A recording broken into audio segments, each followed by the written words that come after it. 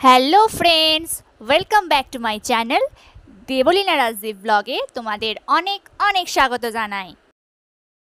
আজকে আমি তোমাদের সাথে চটপটা একটা রেসিপি শেয়ার করতে চলেছি।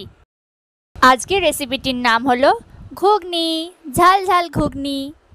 ঘরোয়া সাধারণ পদ্ধতিতে বানানো ঘুগনি, একদম দোকানের মতো স্টাইলে। স্কুল বা কলেজের বাইরে যে ঘুগনি পাওয়া যায় বা ধরো অফিস বা ক্যান্টিনে যে ধরনের ঘুগনি পাওয়া যায় সেগুলো খুবই লোভনীয় হয় বা খুবই চটপটা হয়। সেই ধরনের রেসিপি আজকে আমি তোমাদের সাথে শেয়ার করতে চলেছি। তাহলে বন্ধুরা চলো তোমাদের দেখিয়ে দিই কিভাবে এই ঘুগনিটা দোকানের মতো স্টাইলে আমি আজকে বানাই।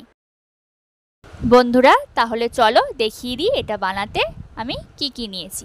প্রথমেই একটা আলু একদম ছোট্ট ছোট্ট করে কেটে নিয়েছি, আর পেঁয়াজ একদম ঝিরিঝিরি করে কেটে নিয়েছি। রসুন নিয়েছি, রসুনের মুখটাকে ছাড়িয়ে নিয়েছি, আর আদাটা ছাড়িয়ে নিয়েছি। আর আমি এখানে একটা হাফ টমেটো নিয়ে নিয়েছি। এবারে একটা পুচকি সাইজের প্রেসার কুকার নিয়ে নিয়েছি।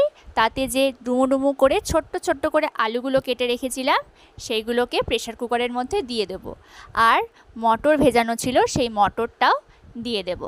এবার নুন দিয়ে পরিমাণ মতো জল দিয়ে প্রেসার কুকারের ঢাকনাটা আটকে গ্যাস জ্বালিয়ে গ্যাসের ওপর বসিয়ে দেব। এবার পাশের ওভেনের মধ্যে একটা কড়াই বসিয়ে নেব। কড়াইটা গরম হতে থাক, আমি এই সময়ের মধ্যে একটা ছোট বাটিতে হলুদ গুঁড়ো, লঙ্কার গুঁড়ো, জিরে গুঁড়ো ও সামান্য পরিমাণে নুন দিয়ে তার মধ্যে অল্প পরিমাণে জল দিয়ে একটু ঘেটে নিলাম। এবারে কড়াইটা গরম হয়ে গেছে, কড়াইতে পরিমাণ মতো সর্ষের তেল দিয়ে দিয়েছি।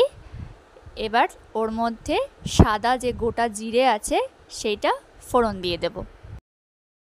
ফোড়ন দেওয়ার পরে যে কুচনো পেঁয়াজগুলো দিয়ে দেব তেলের মধ্যে, তার সাথে রসুন কুচি ও আদাটা গ্রেট করে দিয়ে দিতে হবে। এরপরে টমেটোটাও ভালো করে গ্রেট করে এর মধ্যে দিয়ে দিতে হবে। এরপরে যে মিশ্রণটা আমি বানিয়ে রেখেছিলাম সেই মিশ্রণটা কড়াইতে দিয়ে দেব। মিশ্রণটা কড়াইতে দেওয়ার পরে খুব ভালো করে নাড়াচাড়া করে নিতে হবে যতক্ষণ না মশলার গন্ধটা যাচ্ছে। যতক্ষণ না মশলার গা থেকে কাঁচা গন্ধটা যাচ্ছে ততক্ষণ ভালো করে নাড়াচাড়া করে নিতে হবে।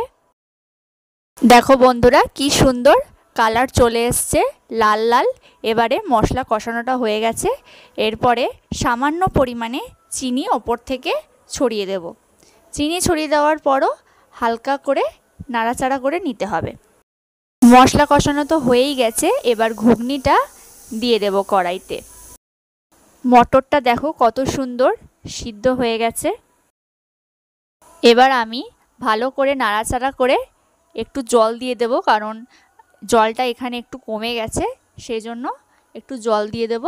আর ঘুগনিটা একটু জল জল না হলে আমার মনে হয় ভালো লাগে না, খুব একটা বেশি ঘন ভালো লাগে না ঘুগনি।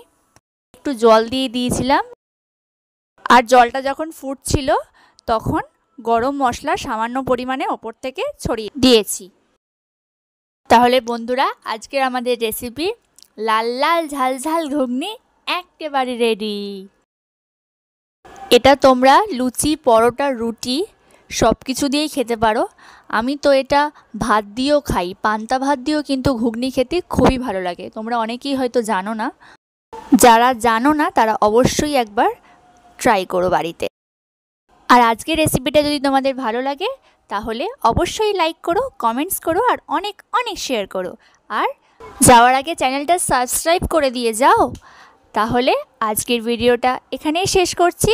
দেখা হচ্ছে পরের দিন অন্য কোনো নতুন রেসিপি নিয়ে। ততক্ষণ পর্যন্ত সবাই ভালো থেকো, সুস্থ থেকো। Tata, by.